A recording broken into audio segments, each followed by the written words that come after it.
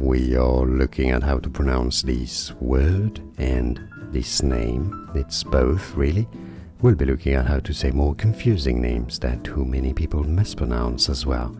So this is a word from French that means beautiful, as in feminine. So you'd say this of a girl to say she's beautiful.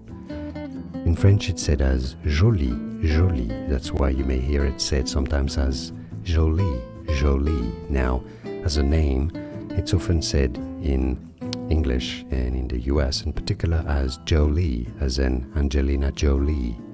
So there are different pronunciations: Jolie, Jolie, or in French, Jolie. And now you know it all, I think. Like this video if you found it useful, appreciate the support. More videos for you here to learn more correct pronunciations. I'll see you there. Thanks for watching.